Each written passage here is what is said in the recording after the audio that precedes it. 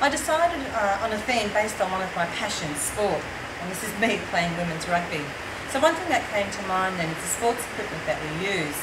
This led me to create the design challenge for the students to design a sports rack to store the classroom sports equipment. So when researching this theme, there was plenty of information within SOS and HPU, but there was nothing within technology. So therefore I had to design the ideas myself. And this design challenge would have been easy enough if the students were given copious amounts of hardware, but that would have taken the creativity out of it and lessened the design challenge. Therefore, I chose a sort of diverse range of resources that the students could use, and some, like chains and Velcro, to add to the challenge of the design. This is the sports equipment which I incorporated into the design challenge, and I thought this would be typical of a classroom. So with this technology challenge in mind, it was time to then look at the students. Within this class, there certainly was a diversity amongst the learning styles. Students like Jay and Ali, I'll probably have to modify this task for because they tend to give up easily, so I may have to either lessen the equipment as well as lessen the resources, but not lessening the design challenge component of it.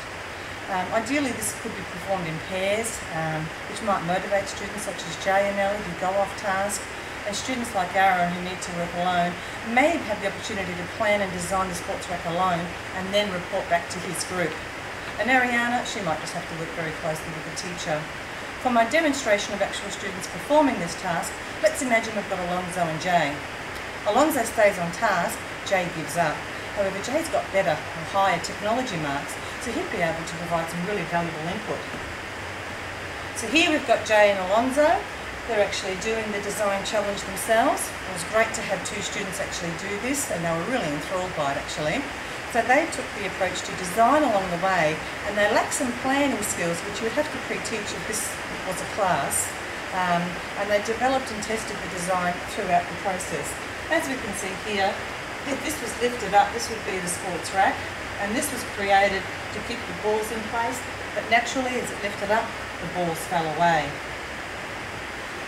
I'll show you a video now. This is another design error that occurred throughout the way.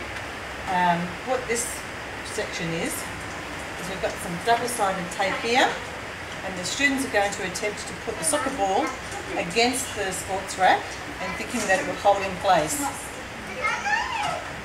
And of course, that sort of failed, unfortunately. However, through lots of testing and retesting and redesigning, they finally got the product correct, and this is what it looked like. So it was fantastic.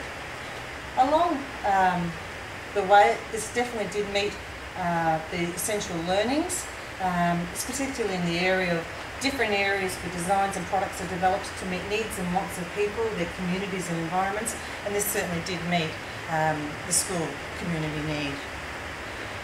If I were to teach this lesson, I'd actually incorporate it with science in an integrated curriculum, particularly with the essential learnings relating to natural and processed materials. The students would have benefited from understanding the properties of the materials used to select more appropriate choices in the first place. As part of my research, I discovered that the Queensland Government does actually have an initiative or program in place called Smart Moves, and what this entails actually is that each primary school student must be given on average 30 minutes physical activity during the curriculum time every day, not by a PE teacher but by their classroom teacher who has all the sports equipment in their classroom. I actually found this competition called Healthy Queensland Awards, and this is a government competition which is to find Queensland's healthiest schools. And there's $500,000 prize money to be won, and that money gets used towards further health infrastructure such as basketball courts and sports equipment. Now this competition then led me to the area of the arts domain. So with this competition in mind, and the fact that we've already explored sports equipment, I'd give the students the opportunity to design and create a promotional video to encourage other students in the school to join in the Healthy Queensland Awards competition. So using the sports equipment, the students would take footage of themselves, acting out, playing sports, which could be done dramatically or humorously, however the students wanted to express themselves, and using a program such as Movie Maker, they would then add audio such as music and songs and sound effects to encourage participation across the school community.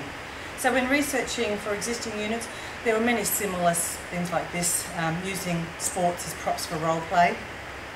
And within the arts KLA, this would cover a range of areas like drama, through the acting of the sports, media, by using the movie maker to create a media text, and music, by selecting music throughout the presentation to express ideas, considering the school as an audience.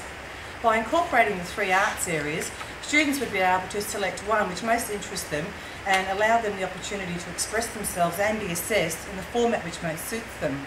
Again, this activity could be in pairs or alone, and especially within the drama component, I'd have to make a safe environment so they realise that there was no right or wrong answer with art, and give them lots of opportunities to share their ideas. We could also view other dramas and whatnot just to get an idea of other examples, and also by incorporating an ICT component, this curriculum integration has allowed us to become more time efficient in incorporating another KLA in a meaningful and natural way. So, but for both of these design challenges, I would use Bloom's revised taxonomy. Unlike other education theories, Bloom's idea elevates creativity as the highest complex of the cognitive process, which has positive implications in the technology and arts areas I've designed. And this is far more engaging than how traditional education was assessed through knowing and understanding. It's actually incorporating the creating. And this theory is especially ideal for projects such as these, as it requires students to achieve at a certain skill or ability before the next more complex one, so thus scaffolding the project for students. And Bloom's really also easy for curriculum integration. Both of these design challenges were project-based, and both provided an authentic learning experience which would engage students' interest and motivation. So through this style of learning, students can attain other crucial skills such as teamwork and planning and organisation, but I think the beauty of project-based learning is that it includes opportunities for showcasing the students' work. Thank you.